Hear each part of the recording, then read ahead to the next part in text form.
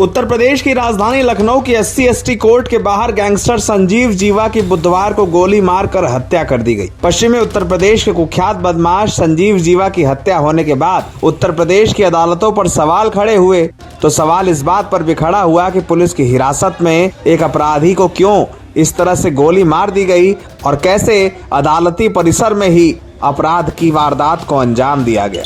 लेकिन संजीव जीवा की मौत के बाद एक और थ्योरी सबके सामने आई जिस पर अब तक पुलिस के अधिकारियों ने कोई बयान नहीं दिया है। थ्योरी उत्तर प्रदेश में 15 अप्रैल को हुए अतीक अहमद कांड से जुड़ती है।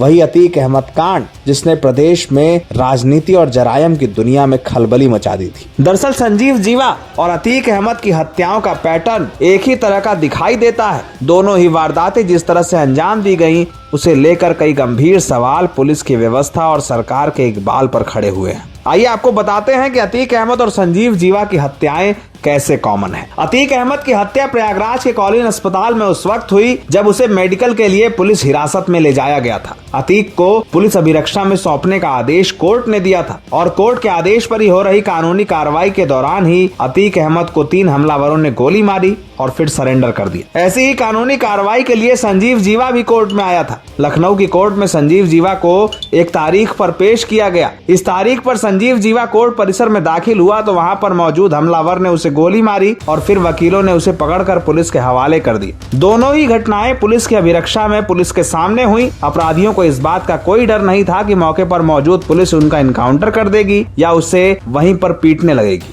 अपराधियों ने दोनों ही घटनाओं के बाद खुद को पुलिस के हवाले कर दिया और पुलिस उन्हें लेकर वहां से निकल गई। एक दूसरी थ्योरी और भी है। अतीक अहमद और संजीव जीवा दोनों के परिवारों ने इस बात की आशंका जताई थी कि कोर्ट की पेशी के दौरान संजीव जीवा और अतीक अहमद की हत्याएं हो सकती हैं। अतीक अहमद ने तो इसके लिए केंद्रीय रिजर्व पुलिस बल की मांग भी की थी जो कि गुजरात से लेकर उत्तर प्रदेश तक सुरक्षा को सुनिश्चित करे।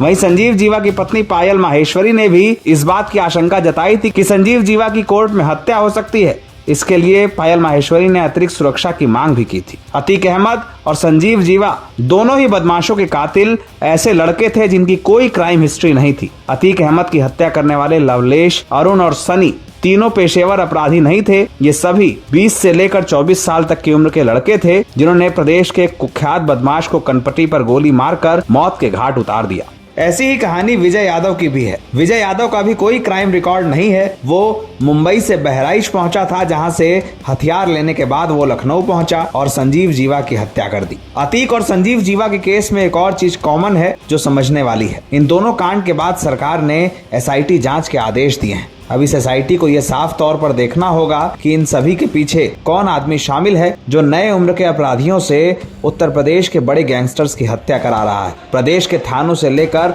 कोर्ट तक में हो रही वारदातों ने कानून व्यवस्था पर सवाल खड़े किए हैं। लेकिन सवाल इस बात पर भी है कि इन अपराधियों के पीछे कौन है जो प्रदेश में कुख्यात अपराधियों को भरी कचहरी और पब्लिक के सामने ढेर करा रहा है। NBT ऑनलाइन की रिपोर्ट।